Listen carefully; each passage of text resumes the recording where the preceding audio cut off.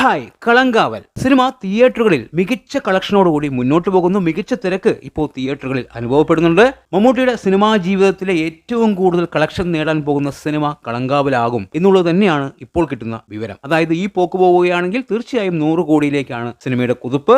ഇന്നത്തെ അപേക്ഷിച്ച് ഇന്ന് സ്ക്രീനുകൾ ഒരുപാട് കൂടിയിട്ടുണ്ട്. കേരളത്തിലെ തിയേറ്ററുകളിൽ മാത്രം 365ഓളം സ്ക്രീനുകളിലാണ് ഇപ്പോൾ പടം കളിച്ചുകൊണ്ടിരിക്കുന്നത്. ഇന്നലെ വലിയ കളക്ഷനാണ് സിനിമ നേടിയിരിക്കുന്നത്. വേൾഡ് വൈഡ് കളക്ഷൻ ഇനിയും പുറത്തു വന്നിട്ടില്ലെങ്കിലും കേരള കളക്ഷൻ കൃത്യമായി പുറത്തു വന്നിട്ടുണ്ട്. അതുപ്രകാരം 4,92,00,000 രൂപയാണ് കേരളത്തിൽ നിന്നും മാത്രം സിനിമ കളക്ഷനായി നേടിയെടുത്തത്. അതായത് മികച്ച കളക്ഷൻ തന്നെയാണ്. 5 കോടി ടച്ച് ചെയ്യാൻ സാധിച്ചില്ല എന്നുള്ളതൊരു പോരായ്മയാണെങ്കിലും 4,92,00,000 വലിയൊരു തുക തന്നെയാണ്. നമ്മൾ പ്രതീക്ഷിച്ചത് 5 കോടിക്ക് മുകളിൽ 6 കോടിക്കകത്ത് വരും എന്നുള്ളതാണ്. പക്ഷേ 4,92,00,000 രൂപ നേടാനേ ശ്രമിക്കായുള്ളൂ. പക്ഷേ ഇന്ന് 5 കോടിക്ക് മുകളിൽ കളക്ഷൻ നേടിയെടുക്കും എന്നുള്ളത് തന്നെയാണ് നമുക്ക് മനസ്സിലാക്കാൻ സാധിക്കുന്നത്.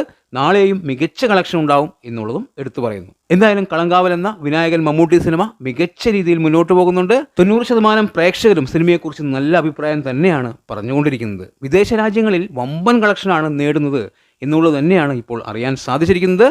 റെസ്റ്റ് ഓഫ് ഇന്ത്യയിലും അത്യാവശ്യം കളക്ഷൻ നേടുന്നുണ്ട്. വിദേശ രാജ്യങ്ങളിലെ കണക്ക് പുറത്തു വരുമ്പോൾ ഏകദേശം ആദ്യ ദിവസം 15 കോടിക്കടുത്ത് സിനിമ നേടിയെടുക്കും എന്നുള്ളത് തന്നെയാണ് നമുക്ക് മനസ്സിലാക്കാൻ സാധിക്കുന്നത്. എന്തായാലും മമ്മൂട്ടിക്ക് ഒരു 100 കോടി ഇല്ല എന്നുള്ള പല ആൾക്കാരുടെയും പരാതി ഇതോടുകൂടി തീരും. ഈ സിനിമ 100 കോടി അടിക്കാനുള്ള എല്ലാ സാധ്യതയുമുണ്ട്. ബുക്ക് മൈ ഷോയിലെല്ലാം മണിക്കൂറിൽ 10,000-ന് മുകളിലുള്ള ടിക്കറ്റുകളാണ് ഇപ്പോൾ വിറ്റുകൊണ്ടിരിക്കുന്നത്.